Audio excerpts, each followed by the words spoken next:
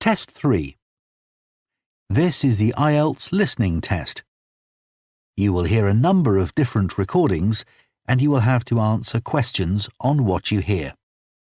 There will be time for you to read the instructions and questions, and you will have a chance to check your work. All the recordings will be played once only. The test is in 4 parts. At the end of the test, you will be given 10 minutes to transfer your answers to the answer sheet. Now turn to Part 1.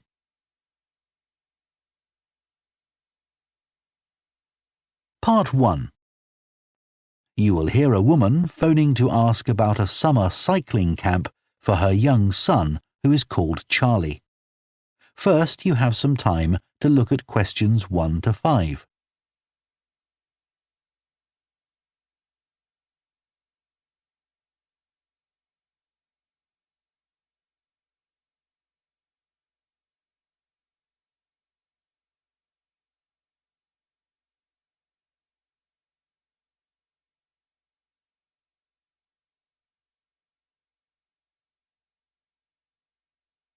Now listen carefully and answer questions 1 to 5. Hello, Junior Cycle Camp. Jake speaking. Hi, I'm calling for some information about the cycle camp. I'm thinking of sending my son. Great.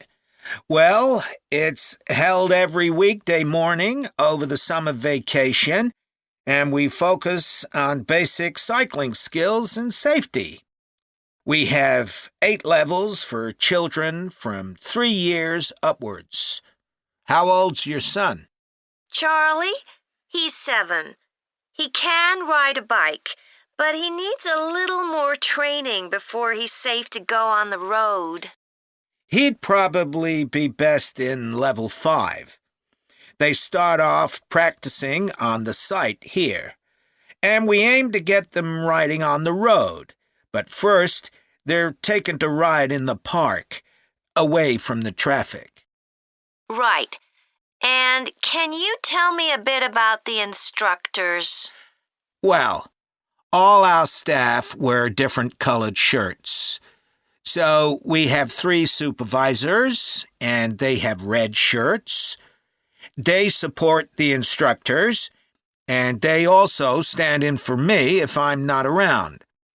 Then the instructors themselves are in blue shirts, and one of these is responsible for each class. Okay. In order to be accepted, all our instructors have to submit a reference from someone who's seen them work with children. Like if they've worked as a babysitter, for example. Then they have to complete our training course, including how to do lesson plans and generally care for the well-being of the kids in their class. They do a great job, I have to say. Right. And tell me a bit about the classes. What size will Charlie's class be?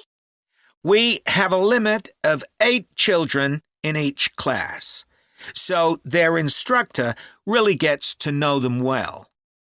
They're out riding most of the time, but they have quiet times too, where their instructor might tell them a story that's got something to do with cycling, or get them to play a game together. It's a lot of fun. It must be. Now, what happens if there's rain? Do the classes still run? Oh, yes. We don't let that put us off. We just put on our waterproofs and keep cycling. Before you hear the rest of the conversation, you have some time to look at questions 6 to 10.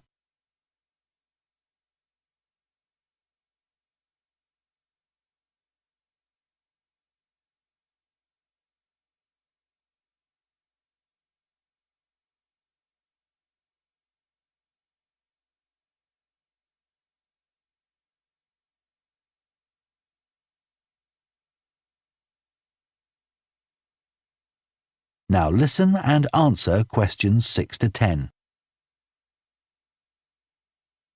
And is there anything special Charlie should bring along with him? Well, maybe some spare clothes, especially if the weather's not so good. And a snack for break time? How about a drink? No, we'll provide that.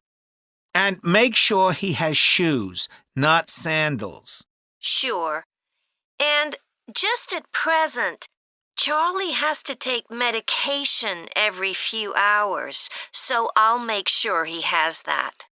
Absolutely. Just give us details of when he has to take it, and we'll make sure he does. Thanks. Now, there are a few things you should know about day 1 of the camp. The classes normally start at 9:30 every morning, but on day 1, you should aim to get Charlie here by 9:20. The finishing time will be 12:30 as usual. We need the additional time because there are a few extra things to do. The most important is that we have a very careful check to make sure that every child's helmet fits properly. If it doesn't fit, we'll try to adjust it, or we'll find him another one. But he must wear it all the time he's on the bike. Of course. Then, after that, all the instructors will be waiting to meet their classes, and they'll meet up in the tent. You can't miss it, and each instructor will take their class away and get started. Okay, well, that all sounds good. Now, can you tell me how much the camp costs a week? $199. We've managed to keep the price more or less the same as last year. It was $190 then. But the places are filling up quite quickly. Right. Okay, well, I'd like to book for the... That is the end of part 1. You now have half a minute to check your answers to part 1.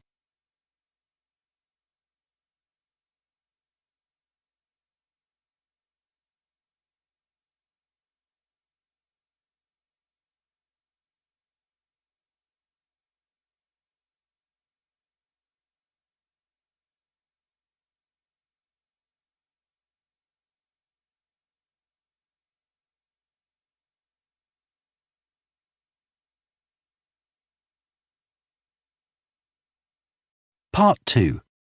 You will hear a recruitment officer called Megan Baker giving a talk at a jobs fair about opportunities for those interested in the food and agriculture sectors. First, you have some time to look at questions 11 to 14.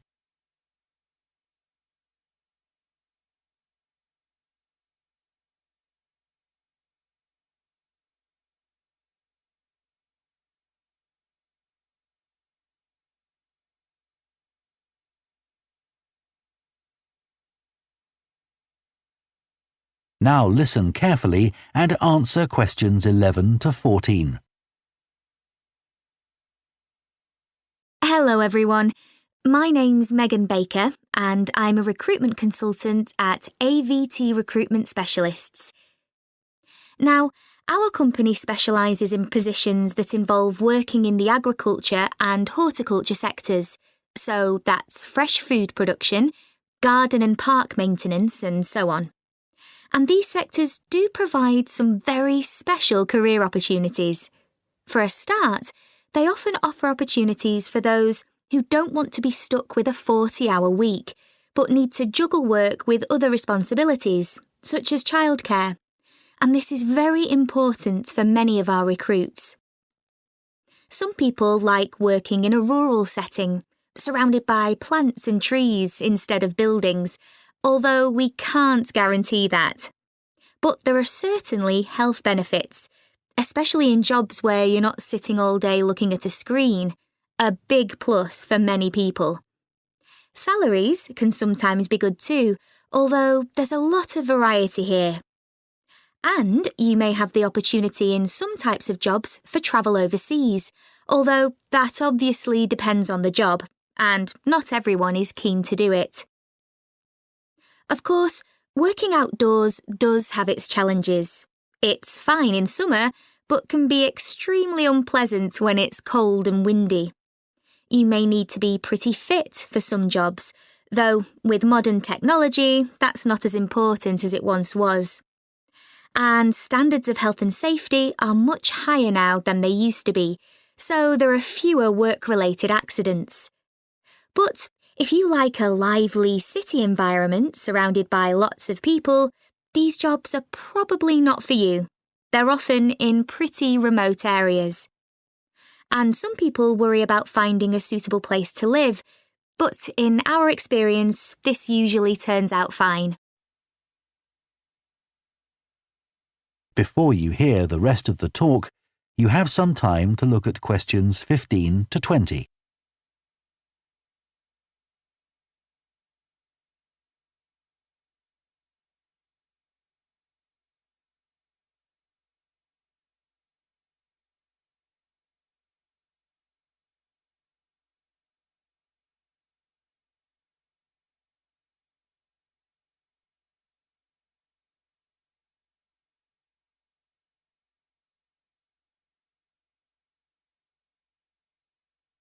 Now listen and answer questions 15 to 20.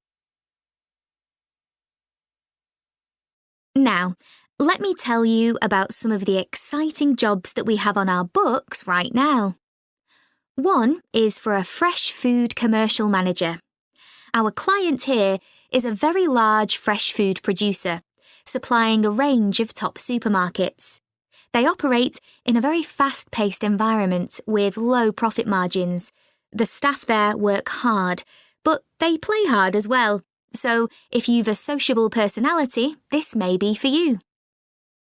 We have an exciting post as an agronomist, advising farmers on issues such as crop nutrition, protection against pests, and the latest legislation on farming and agricultural practices. There are good opportunities for the right person to quickly make their way up the career ladder, but a deep knowledge of the agricultural sector is expected of applicants. A leading supermarket is looking for a fresh produce buyer who is available for a 12-month maternity cover contract.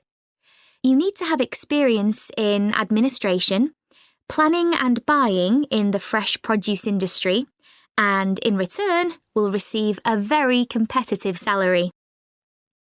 We have also received a request for a sales manager for a chain of garden centres. You will be visiting centres in the region to ensure their high levels of customer service are maintained. This post is only suitable for someone who is prepared to live in the region. There is also a vacancy for a tree technician to carry out tree cutting, forestry and conservation work. Candidates must have a clean driving licence and have training in safety procedures. A year's experience would be preferred, but the company might be prepared to consider someone who has just completed an appropriate training course. Finally, we have a position for a farm worker. This will involve a wide range of farm duties, including crop sowing and harvesting, machine maintenance, and animal care. Perks of the job include the possibility of renting a small cottage on the estate and the chance to earn a competitive salary. A driving licence and tractor driving experience are essential. That is the end of Part 2. You now have half a minute to check your answers to Part 2.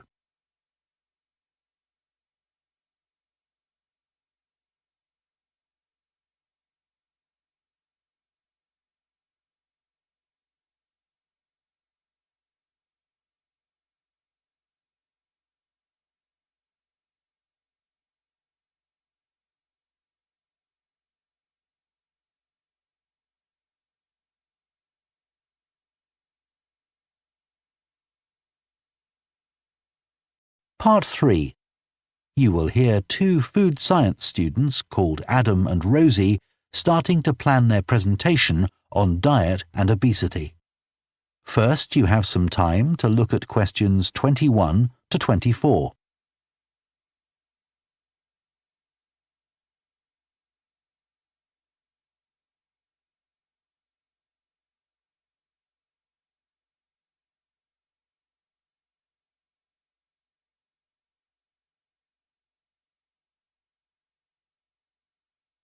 Now listen carefully and answer questions 21 to 24. OK, Rosie, shall we try to get some ideas together for our presentation on diet and obesity? Sure. I can talk about the experiment I did to see if people can tell the difference between real sugar and artificial sweeteners. Where you gave people drinks with either sugar or artificial sweeteners, and they had to say which they thought it was? Yeah, it took me ages to decide exactly how I'd organise it, especially how I could make sure that people didn't know which drink I was giving them. It was hard to keep track of it all, especially as I had so many people doing it. I had to make sure I kept a proper record of what each person had had. So, could most people tell the difference? Yeah, I hadn't thought that they would be able to, but most people could. Then there's that experiment I did, measuring the fat content of nuts, to see if the nutritional information given on the packet was accurate. The one where you ground up the nuts and mixed them with a chemical to absorb the fat? Yes. My results were a bit problematic. The fat content for that type of nut seemed much lower than it said on the package. But I reckon the package information was right. I think I should probably have ground up the nuts more than I did. It's possible that the scales for weighing the fat weren't accurate enough too. I'd really like to try the experiment again sometime. Before you hear the rest of the discussion, you have some time to look at questions 25 to 30.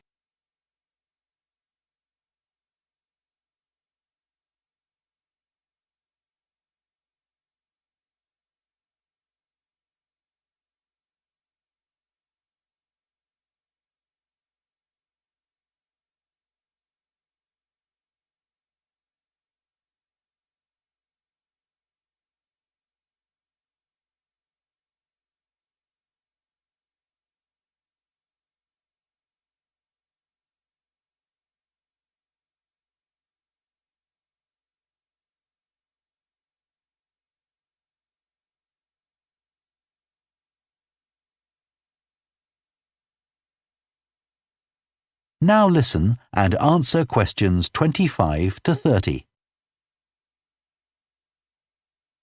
So, what can we say about helping people to lose weight? There's a lot we could say about what restaurants could do to reduce obesity. I read that the items at the start of a menu and the items at the end of a menu are much more likely to be chosen than the items in the middle. So, if you put the low-calorie items at the beginning and end of the menu, people will probably go for the food with fewer calories without even realising what they're doing. I think food manufacturers could do more to encourage healthy eating. How? Well, when manufacturers put calorie counts of a food on the label, they're sometimes really confusing, and I suspect they do it on purpose, because food that's high in calories tastes better, and so they'll sell more. Yeah, so if you look at the amount of calories in a pizza, they'll give you the calories per quarter pizza, and you think, oh, that's not too bad. But who's going to eat a quarter pizza? Exactly. I suppose another approach to this problem is to get people to exercise more. Right. In England, the current guidelines offer at least 30 minutes of brisk walking 5 days a week. Now, when you ask them, about 40% of men and 30% of women say they do this. But when you objectively measure the amount of walking they do with motion sensors, you find that only 6% of men and 4% of women do the recommended amount of exercise. So you can see why obesity is growing. So how can people be encouraged to take more exercise? Well, For example, think of the location of stairs in a train station. If people reach the stairs before they reach the escalator when they're leaving the station, they're more likely to take the stairs. And if you increase the width of the stairs, you'll get more people using them at the same time. It's an unconscious process and influenced by minor modifications in their environment. Right. And it might not be a big change, but if it happens every day, it all adds up. Yes, but actually, I'm not sure if we should be talking about exercise in our presentation. Well, we've done quite a bit of reading about it. I know, but it's going to mean we have a very wide focus, and our tutor did say that we need to focus on causes and solutions in terms of nutrition. Oh, I suppose so. And we've got plenty of information about that. OK, well, that will be simpler. So, what shall we do now? We've still got half an hour before our next lecture. Let's think about what we're going to include and what will go where. Then we can decide what slides we need. OK, fine. That is the end of Part 3. You now have half a minute to check your answers to Part 3.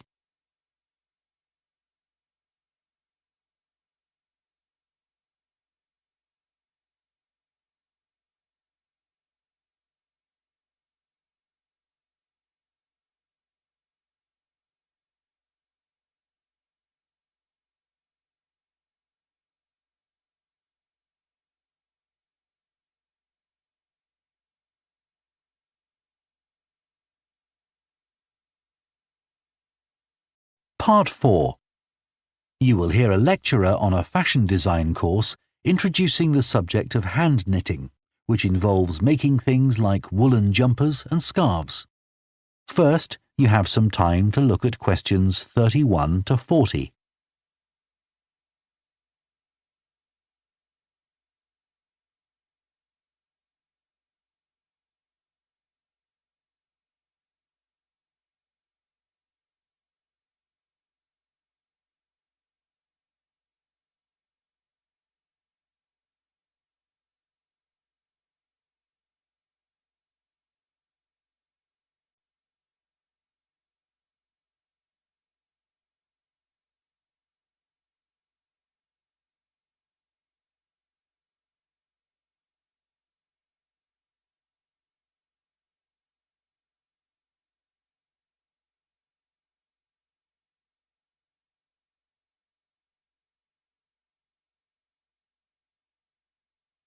Now listen carefully and answer questions 31 to 40. Good morning, everyone. So today we're going to look at an important creative activity, and that's hand knitting. Ancient knitted garments have been found in many different countries, showing that knitting is a global activity with a long history.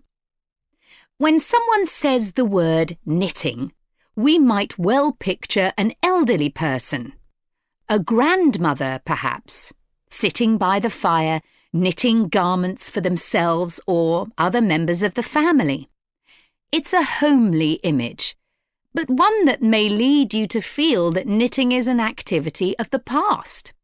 And indeed, during the previous decade, it was one of the skills that was predicted to vanish from everyday life. For although humans have sewn and knitted their own clothing for a very long time, many of these craft-based skills went into decline when industrial machines took over, mainly because they were no longer passed down from one generation to another. However, that's all changing, and interest in knitting classes, in many countries, is actually rising, as more and more people are seeking formal instruction in the skill. With that trend, we're also seeing an increase in the sales figures for knitting equipment. So, why do people want to be taught to knit at a time when a machine can readily do the job for them? The answer is that knitting, as a handicraft, has numerous benefits for those doing it. Let's consider what some of these might be. While many people knitted garments in the past because they couldn't afford to buy clothes, it's still true today that knitting can be helpful if you're experiencing economic hardship. If you have several children who all need warm winter clothes, knitting may save you a lot of money. And the results of knitting your own clothes can be very rewarding, even though the skills you need to get going are really quite basic, and the financial outlay is minimal. But the more significant benefits in today's world are to do with well-being. In a world where it's estimated that we spend up to 9 hours a day online, doing something with our hands that is craft-based makes us feel good. It releases us from the stress of a technological, fast-paced life.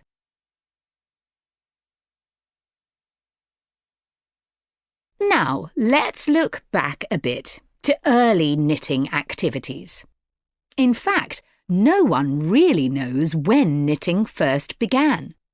But archaeological remains have disclosed plenty of information for us to think about. One of the interesting things about knitting is that the earliest pieces of clothing that have been found suggest that most of the items produced were round rather than flat. Discoveries from the 3rd and 4th centuries in Egypt show that things like socks and gloves that were needed to keep hands and feet warm were knitted in one piece using 4 or 5 needles. That's very different from most knitting patterns today, which only require 2. What's more, the very first needles people used were hand-carved out of wood and other natural materials, like bone, whereas today's needles are largely made of steel or plastic and make that characteristic clicking sound when someone's using them. Ancient people knitted using yarns made from linen, hemp, cotton, and wool, and these were often very rough on the skin. The spinning wheel, which allowed people to make finer yarns and produce much greater quantities of them, led to the dominance of wool in the knitting industry, often favoured for its warmth. Another interesting fact about knitting is that because it was practised in so many parts of the world, for so many purposes, regional differences in style developed. This visual identity has allowed researchers to match bits of knitted clothing that have been unearthed over time to the region from which the wearer came, or the job that he or she did. As I've mentioned, knitting offered people from poor communities a way of making extra money while doing other tasks. For many centuries, it seems, men, women and children took every opportunity to knit, for example, while watching over sheep, walking to market, or riding in boats. So, let's move on to take... That is the end of Part 4. You now have 1 minute to check your answers to Part 4. That is the end of the listening test. In the IELTS test, you would now have 10 minutes to transfer your answers to the answer sheet.